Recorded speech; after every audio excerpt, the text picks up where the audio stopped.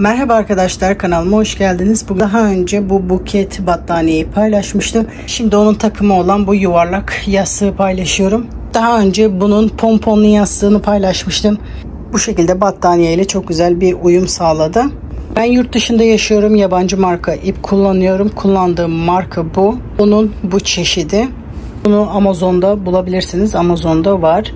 İpimin özelliği %100 akrilik 4 numara. 454 gramda 932 metre ip varmış. Ben bu ipin hepsini kullanmadım. Turuncu ip de aynı şekilde aynı markanın aynı çeşidi bu ipleri kullandım. Bu markayı kullanmak zorunda değilsiniz. İstediğiniz akrilik ipleri, koton iple de yapabilirsiniz. Bunu istediğiniz iplerle deneyebilirsiniz. Tuhafiyeyi sorduğunuz zaman tüylenme yapmayan herhangi bir ipleri tercih edebilirsiniz. Bunu ne kadar ip kullandım video sonunda bahsettim. Oradan bakabilirsiniz. Normalde iç kısmını krem, kenarlarını aynı bu battaniyedeki gibi yapmayı düşünüyordum.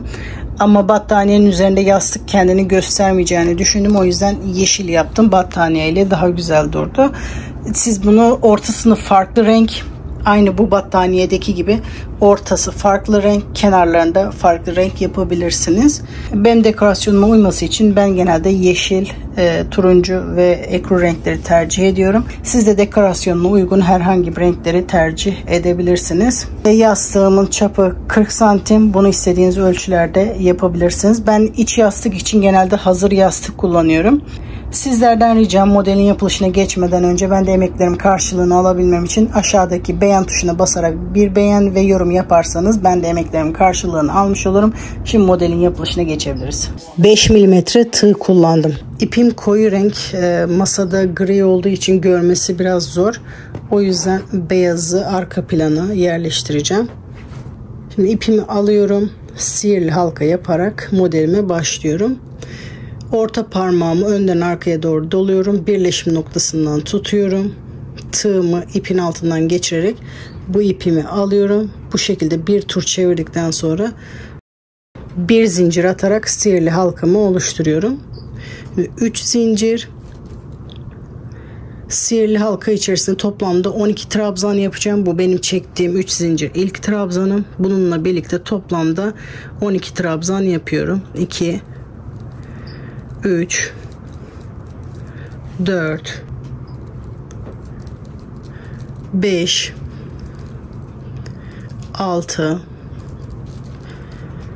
bu şekilde sıra sonuna kadar 12 trabzan yapalım. Halka içerisinde 12 trabzan yaptım. Şimdi halkamı iyice sıkıyorum. Bu ilk yaptığım trabzanın tepesine batarak sıramı birleştiriyorum. 3 zincir çekerek yeni sıraya başlıyorum. Şimdi hem kabarıklıkları yapacağız hem de çoğaltmaları yapacağız. Bu diğer sırada yaptığımız trabzanların arkasından beri bu şekilde bir trabzan yapacağız.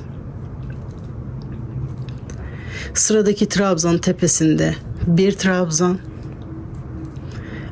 Aynı trabzanın bir tane de arkasından yapıyoruz. Her trabzana ikişer defa batıyoruz. Birisini trabzanın tepesine, bir tanesini de bu şekilde trabzanın arkasından beri yapıyoruz. Bir tane tepesine, bir tane de arkasından beri yapıyoruz. Bu şekilde bütün trabzanların üzerine aynı şekilde yapalım. Sıra sonuna kadar yapalım. Sıra sonuna kadar geldim. Son trabzanı da arkasından beri yaptım. Bu ilk yaptığımız trabzanın tepesine batarak sıramı birleştiriyorum. Tekrar 3 zincir çekerek yeni sıraya başlıyorum. Bu çektiğimiz zincir trabzanın tepesindeki zincir sayılıyor. Şimdi bir tane de arkasından beri yapıyoruz. Şimdi aradaki trabzanın sadece bir tane tepesine batıyoruz. Sıradaki trabzanın hem tepesine hem de bu şekilde arkasından beri yapıyoruz. Bu kabarıklıklar hep aynı yerde olacak. Sıradaki trabzanın tepesine batıyoruz. Sıradaki trabzanın hem tepesine hem de arkasından beri yapıyoruz. Çoğaltma işlemlerini bu şekilde yapıyoruz. Bir tane tepesine, bir tane arkasından yapınca bu şekilde çoğalıyor. Sıradaki trabzanın tepesine batıyoruz. Bu kabarık olan trabzanın bir tane tepesine, bir tane de arkasına. Bu şekilde bu sırayı da sıra sonuna kadar tamamlayalım. Şimdi sıra sonuna kadar geldim. Son kabarığın da etrafında yaptım. Bu aralarda hep birer tanenin tepesine batmıştık. Burada henüz batmadık. Bu zincir, bu trabzanın tepesindeki zincir sayılıyor. Şimdi bir tane de bu trabzanın tepesine batarak bir trabzan yapıyoruz. Şimdi sıramızı birleştiriyoruz. Trabzanın tepesine batarak sıramı birleştiriyorum. 3 zincir çekiyorum. Bu 3 zincir trabzan tepesine battığımız trabzan yerine sayıyoruz. Şimdi bir tane de arkasından beri trabzanımızı yapıyoruz. Şimdi arada 2 tane trabzanlarımız oldu. Onların tepesine birer tane batıyoruz. Şimdi kabarık olan trabzanın oraya geldik. Bir tane tepesine, bir tane de arkasından beri bu şekilde yapıyoruz. Aradaki trabzanların birer tane tepesine, sıradaki trabzanın bir tane tepesine, bir tane de arkasından beri bu şekilde yapıyoruz. Bu sırayı da sıra sonuna kadar tamamlayalım. Sıra sonuna kadar geldim. Hep bu aralarda 2 tane trabzan tepesine batmıştık. Şimdi burada da 2 trabzan tepesine batıyoruz. Bu buradaki trabzan yerine sayılmıyor. Bunun tepesine battığımız çoğaltma trabzan olarak sayıyoruz. Şimdi bir tane bunun tepesine batıyorum, trabzan yapıyorum. Bir tane bunun tepesine batarak trabzan yapıyorum, batıyorum. Şimdi bu yaptığımız ilk trabzanın tepesine batarak bu şekilde birleştiriyorum. Son bir sıra daha yapalım. 3 zincir, bu trabzanın arkasından beri bir trabzan. Sıradaki 3 trabzanın tepesine de batıyoruz. 1, bunların tepesine birer tane yapıyoruz. 2, 3. Şimdi bu kabarık olan trabzanın tepesine bir tane, bir tane de arkasından yapıyoruz. Bunu da sıra sonuna kadar yapıyoruz. Sıra sonuna da gelince 3 tane trabzan yapmamız gerekiyor. Bunu bu şekilde yastığımıza yerleştirdiğimiz zaman tam ortaya yerleştiriyoruz. Kenardan bu şekilde 6-7 santim kalacak şekilde buraya kadar büyütüyoruz. Büyütünce tekrar ölçüyoruz. Size o şeklinde gösteriyorum. Buraya kadar yapmamızın sebebi, buraya çiçek ekleyeceğiz. Buraya kadar yapalım. Şimdi yastığımı ölçüyorum. Yastık kılıfını tam yastığın ortasına yerleştiriyorum. Kenarda yaklaşık 7-8 santim civarında bir boşluk olması gerekiyor. Çünkü buna daha çiçek yapacağız. Bu şekilde yapılmış halini göstereyim ben size. Kenara çiçek de yapınca şu kadar bir boşluk kalması gerekiyor. Çünkü bunu böyle gerdirerek takacağız. Gerdirerek takınca yastık daha iyi duruyor. Tam yastığın ölçüsünde yaparsanız bu zamanla esneyecek. Bu yamuk yumuk duracak. Yastık düzgün durmayacak. O yüzden bu şekilde kenarda mesafe kalması iyi. Bu çiçeğin bu kadar geleceğini düşünerek bakın tam oraya kadar yaptım. Sizin de yastık kenarında bu şekilde 7-8 santim civarında boşluk bırakarak yapabilirsiniz. Şimdi 10 zincir çekerek başlıyorum.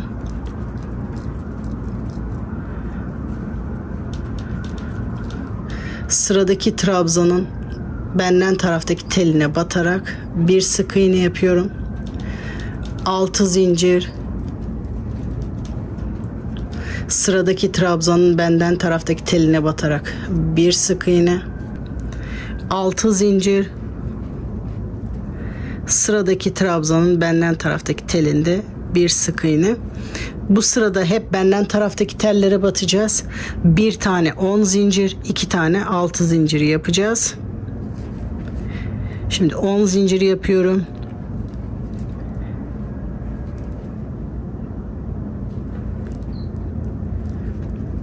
Sıradaki trabzanın benden taraftaki telinde bir sık iğne. 6 zincir, sıradaki trabzanın benden taraftaki telinde bir sık iğne, 6 zincir, sıradaki trabzanın benden taraftaki telinde bir sık iğne. Şimdi bir tane 10 yaptım, 2 tane 6, bir tane 10, 2 tane 6 zincir. Son bir defa daha göstermek istiyorum. 10 zincir,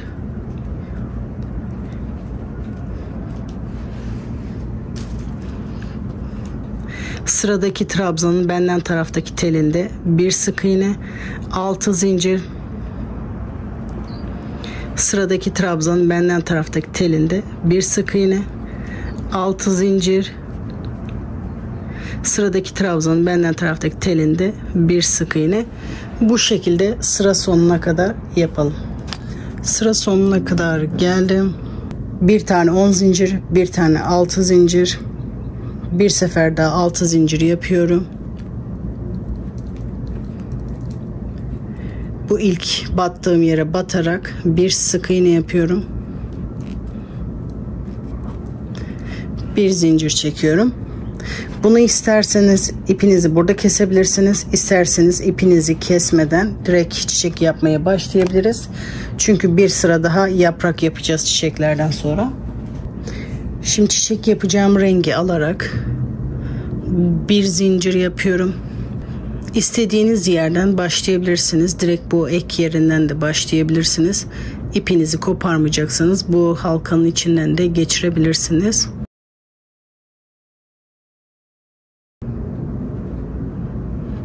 Bir zincir çekerek ipimi sabitliyorum. Şimdi sırasıyla bu arkalara batacağız. 3 zincir çekerek başlıyorum. Şimdi her trabzanın üzerine birer tane batacağız.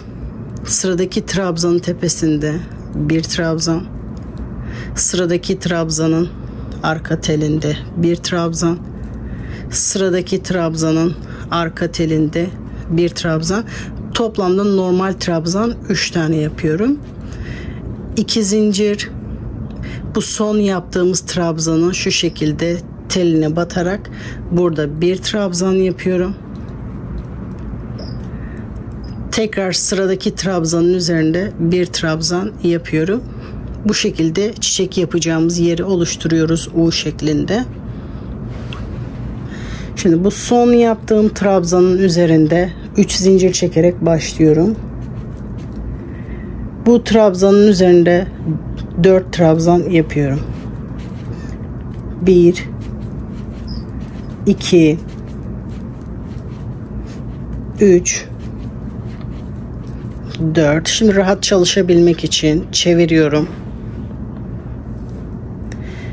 Şimdi bu taraftaki trabzanın üzerinde 4 trabzan yapıyorum. 1 2 3 ve 4. Tekrar rahat çalışabilmek için çeviriyorum. Şimdi bu tepede 2 zincir çekip bir trabzan yaptığımız yere sadece trabzanın üzerine bir trabzan yapıyorum. 3 zincir. Bu trabzanın bu şekilde tellerine batarak bir sık iğne yapıyorum.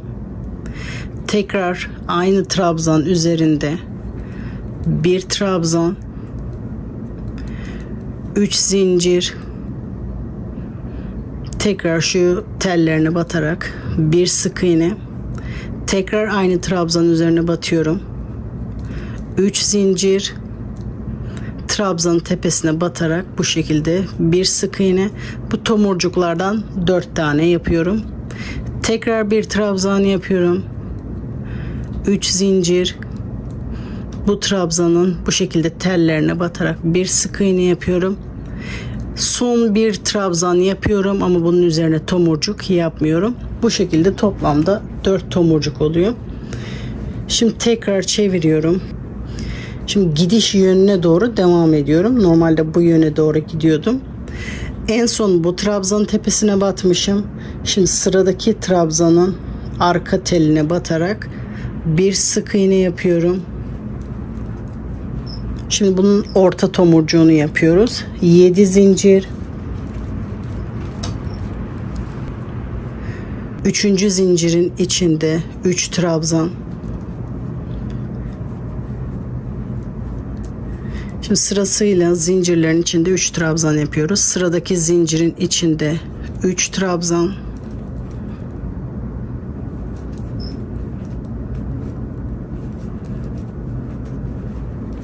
Sıradaki zincirin tepesinde 3 trabzan.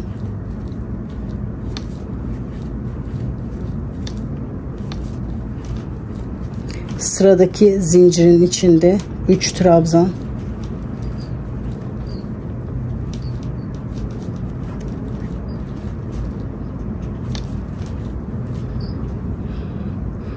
Son zincire batmıyorum. Bu zincir çekerken battığım trabzanın tepesine bir sık iğne yapıyorum. Aynı yere batıyorum. 3 zincir. Sıradaki trabzanın tepesinde bir trabzan. Sıradaki trabzanın tepesinde bir trabzan. Sıradaki trabzanın tepesinde bir trabzan. Şimdi burada başlangıcı yapıyoruz. Tekrar çiçek yapmaya başlayacağız. Şimdi bu tomurcuğu bu çiçeğin içine nasıl geçirdiğimi gösteriyorum. Burada trabzanı battığım yerin yanında bir boşluk var. Şu şekilde. Sonra çiçeğin içinden doğru bu boşluğu görüyorsunuz. Bu tomurcuğu buradan bu şekilde geçireceğiz. Şimdi yaptığım tomurcuğu o boşluktan geçiriyorum. Çiçeğin içinden çekiyorum. Sonra kıvırmaya başlıyorum. Bu şekilde çiçeğimiz oluşuyor. Eğer bu görüntüden rahatsızsanız bunu buraya tutturabilirsiniz. Şimdi tekrar çiçek yapmaya başlıyoruz. 2 zincir. Bu son yaptığım trabzanın tepesinde bir trabzan bu şekilde. Sıradaki trabzanın arka telinde bir trabzan. Şimdi çiçek yapacağımız U şeklindeki yer hazır oldu. Şimdi hafif çeviriyorum daha rahat çalışabilmek için. 3 zincir. Bu trabzanın üzerinde toplamda 4 trabzan yapıyorum. 1 2 3 ve 4. Rahat çalışabilmek için hafif çeviriyorum. Şimdi diğer taraftaki trabzanın üzerine 4 trabzan yapıyorum. 1 2 3 ve 4. Tekrar rahat çalışabilmek için hafif çeviriyorum. Şimdi bu tarafta yaptığımız trabzanın tepesine 2 zincirle birlikte yaptığımız trabzanın üzerine bir trabzan, 3 zincir yaparak buraya tomurcuk yapıyoruz. Tekrar bir trabzan, 3 zincir, trabzan tepesine batarak tomurcuk yapıyoruz. Tekrar bir trabzan,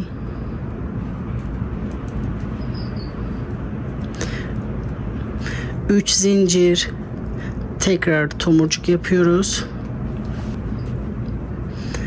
Tekrar bir trabzan, 3 zincir, trabzan tepesinde tomurcuk yapıyoruz. Toplamda 4 tomurcuk oldu. Son trabzanı da yapıyoruz. Bunun üzerine tomurcuk yapmıyoruz. Şimdi gidiş yönüne doğru çeviriyorum. Normalde buradan bu tarafa doğru gidiyorum. Gidiş yönüne çevirdim. Sıradaki trabzanın tepesine batıyoruz. En son buraya batmışım. Sıradaki trabzanın tepesine batarak bir sık iğne yapıyorum. Şimdi bunun içindeki tomurcuğu yapıyoruz. 7 zincir,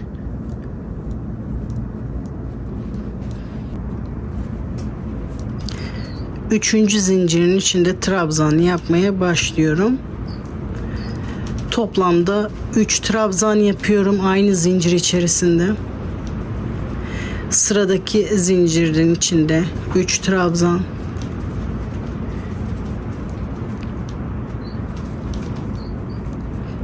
Sıradaki zincirin içinde 3 trabzan.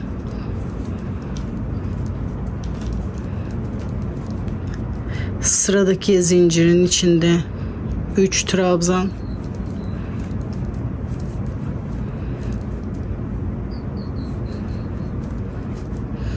Son zincire batmıyorum. Zincir çekerken battığım trabzanın içinde tekrar bir sık iğne yapıyorum. 3 zincir. Şimdi toplamda 3 tane trabzan yapıyorum. Her bir trabzan tepesine birer tane batarak 2 ve 3. Şimdi bu tomurcuğu da aynı şekilde bu boşluktan geçirip çiçeğin ortasından çıkartıyorum.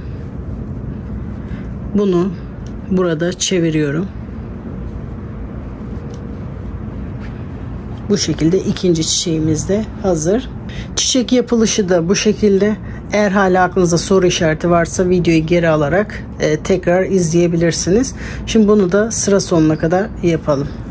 Şimdi sıra sonuna kadar bütün çiçekleri yaptım. Bu sonuncu çiçeğin ortasını da geçirdim. Şimdi benim başka batacak yerim yok. Bu ilk başta zincir çekmiştim. Zincir çektiğim yere batarak bir iç sürme yapıyorum. Sıramı burada birleştiriyorum. Şimdi ikinci sıraya geçiyorum. Turuncu renkte 3 zincir. Bu zincirin üzerindeki trabzan sayılıyor.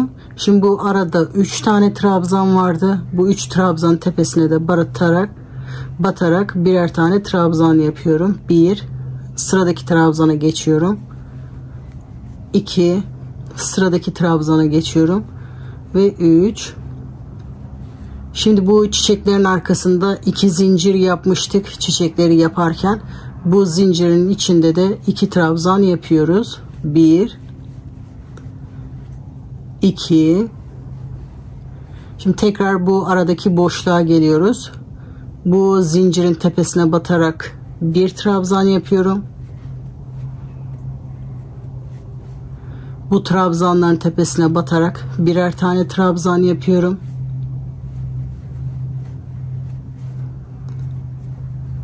Son trabzan tepesine de bir tane trabzan yapıyorum. Çiçeğin arkasında bu 2 zincire 2 trabzan.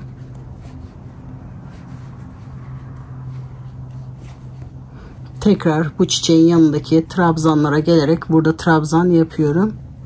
Zincirin tepesine bir trabzan.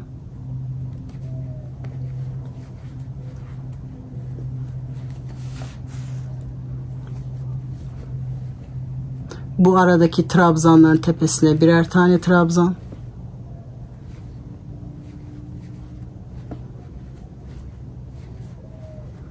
Hiç çoğaltma, eksiltme yapmıyoruz. Hepsinin üzerine birer tane. Sonra çiçeğin arkasındaki bu 2 zincire batarak 2 trabzan yapıyorum.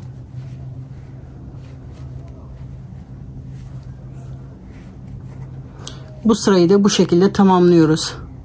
Arada 4 trabzan, çiçeğin üzerinde de 2 trabzan yaparak bunu sıra sonuna kadar yapıyoruz. Şimdi sıra sonuna kadar bütün trabzanları yaptım. Çiçeğin arkasına da yaptım. Şimdi bu başladığım yere batarak sıramı birleştiriyorum. Bir zincir çekerek ipimi burada kesiyorum. Turuncu ile işimiz bitti. Şimdi tekrar bu yapraklardan yapacağız. Şimdi tekrar yeşil ipimi alıyorum.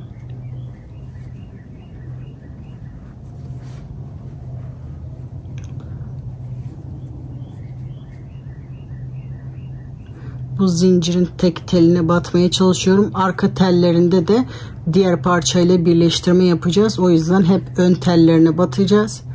Burada da aynı burada yaptığımız gibi bir sefer 10 zincir yapıyoruz. Sıradaki trabzanın benden taraftaki teline batarak bir sık iğne, 6 zincir, Sıradaki trabzanın benden taraftaki trabzana bir sık iğne, 6 zincir. Sıradaki trabzanın benden taraftaki telinde bir sık iğne. Bu sırada da aynı burada yaptığımız gibi bir tane 10 zincir, 2 tane 6 zincir çekerek yapraklarımızı yapıyoruz.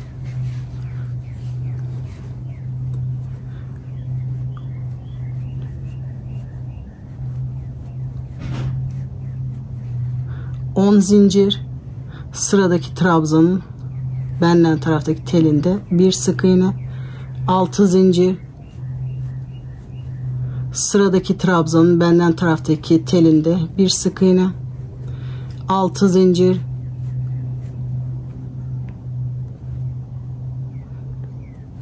Sıradaki trabzanın benden taraftaki telinde bir sık iğne.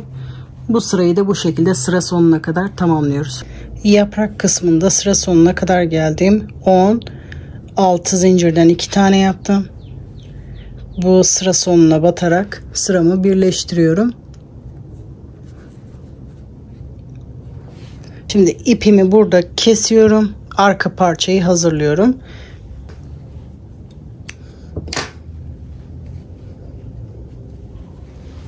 Şimdi arka parçayı hazırlarken arka parçaya bu çiçekleri yapmayacağım. Bu orta kısmını aynı bunun gibi başlayacağım. Bu çiçek yapımını başladığımız sıraya kadar normal ön tarafta yaptığımız gibi yapacağım. Şimdi bundan sonraki 2 sırayı bu çiçekte biz arttırma hiç yapmadık. Bu son 2 sırayı da hiç arttırmadan normal trabzan yapıyoruz. Arttırarak geliyoruz. Şimdi tam bu çiçeği başladığım yere kadar yaptım. Bu çiçeğin burası da 2 sıra. Onu da yeşille de yapmaya devam edeceğim. Bunda toplamda burada 12 sıra yapmışım. Bu sizin yaptığınız ölçüye göre değişiklik gösterebilir. Şimdi bunda da 12 sıra yaptıktan sonra aynı buraya batarak sıramı birleştiriyorum. Şimdi artık arttırma yapmayacağım. Arttırma yaparken hem bunun tepesine batırıyorduk hem de arkasından beri yapıyorduk. 3 zincir çekeceğim. Bu şu anda bu trabzanın tepesi olarak sayılacak. Bunun tepesi değil. Bunun tepesine batmıyorum. Bu çıkıntı olan trabzanın arkasından beri trabzan yapmaya devam ediyorum. Sırasıyla bu trabzanların hepsinin tepesine birer tane trabzan yapıyorum. Burada nasıl yapacağımı tekrar gösteriyorum. Şimdi bu çizginin buraya kadar hiç çoğaltmadan hepsinin tepesine birer tane trabzan yaptım geldim. Normalde burada bir tane tepesine trabzan yapıyorduk. Bir tane arkasından beri yapıyorduk. Şimdi çoğaltma yapmayacağım için tepesine batmıyorum ama çizginin devam etmesini istiyorum. Direkt sadece trabzanın arkasından beri bir trabzan yapıyorum. Bu şekilde çoğaltmayı önlüyoruz. Sonra sırasıyla bütün trabzanların tepesine batarak trabzan yapmaya devam ediyorum. Buna da bu şekilde hiç çoğaltma yapmadan 2 sıra ekleyip geliyorum. Toplamda 14 sıra olacak ama son 2 sırada çoğaltma olmayacak. Şimdi bunu sıra sonuna kadar yapıyorum ve üzerine bir sıra daha ekliyorum. 2 sıra ekleyerek geliyorum. 2 sıra ekledim. Sıra sonuna kadar geldim. Bu zincir bunun tepesinde sayılıyor. Bu şekilde sıramı birleştiriyorum. Şimdi ipimi koparmadan diğer parçayla birleştiriyorum. Diğer parçanın tersini masanın üstüne yerleştiriyorum. Bunu da tersi buna doğru bakacak şekilde yerleştiriyorum. İkisinin düzü dışarı doğru bakıyor. İç kısımları içeride kalıyor. Şimdi iz sürme yaparak sırayı birleştiriyoruz. Bu son sırada yaprak yaparken tek tellerine batmıştık. Şimdi dışındaki tellere batarak da birleştirme yapacağız. Bu şekilde kenarları ucuca getiriyorum. Benden taraftaki parçanın arka teline, diğer parçanın da benden taraftaki teline batarak bu şekilde iz sürme yaparak birleştiriyorum. Benden taraftakinin arka teline, diğer parçanın da benden taraftaki teline batarak iz sürme yapıyorum. Bir tel buradan, bir tel buradan. Bu şekilde iz sürme yaparak bunu birleştiriyoruz. Her trabzan tepesine bir tane batıyoruz. Sırasıyla bir tel oradan, bir tel buradan, sırasıyla iç sürme yapıyoruz.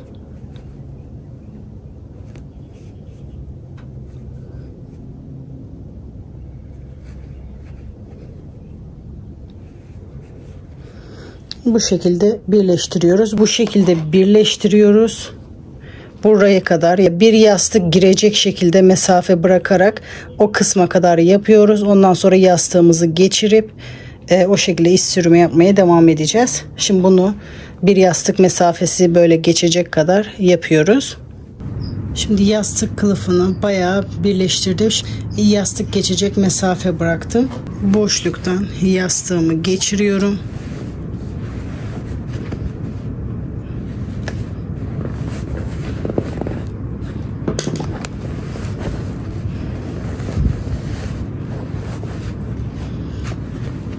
Şimdi yastığımı geçirdikten sonra birleştirmeye devam ediyorum.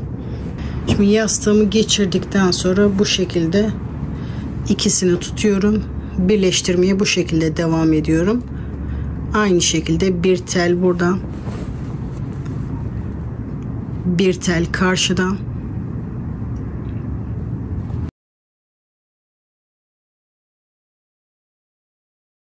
bir tel buradan, bir tel karşıdan, bir tel buradan, bir tel karşıdan. Bu şekilde sıra sonuna kadar birleştirelim. Şimdi sıra sonuna kadar geldim. Sonuncuyu da birleştiriyorum.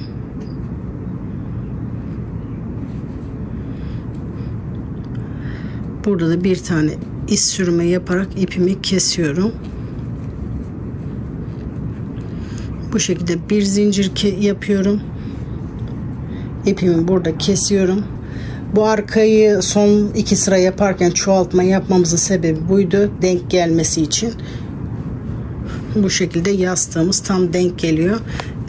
Eğer denk gelmiyorsa bir yerde hata yapılmış demektir. Onu kontrol edelim ya da aralarda yedirelim. Bu ipimizi kesiyoruz. Bu şekilde yastığın içine doğru çekiyoruz. Şimdi size bunu bitmiş halini gösteriyorum. Şu şekilde bakınca daha iyi anlarsınız. Burası arkası, çiçekler önde duruyor. Şu şekilde düzünü çeviriyorum. Bakın çiçekler önde. Bu şekilde bir yere koyduğumuzda çiçekler bozulmayacak. Gayet şekli güzel duracak. Modelin bitmiş hali bu şekilde. Battaniye ile çok güzel takım oldu. Bu orta kısmı ön ve arkaya toplamda 200 metreye yakın ip kullandım. Bu yaprak detayına hem bu sıra için hem de diğer sıra için yaklaşık 50 metre ip kullandım. Bu çiçekler için de her bir çiçek için 5 metre ip kullandım. Ben de toplamda 24 çiçek var. Bunun için 120 metre ip kullandım. Sizin yastığınıza göre yaptığınız bu çiçek sayısı değişebilir. Her çiçek için 5 metre ip gidiyor. Bunu da göz önünde bulunduralım. Yastığımın çapı da 40 santim. Bunu istediğiniz ölçülerde yapabilirsiniz.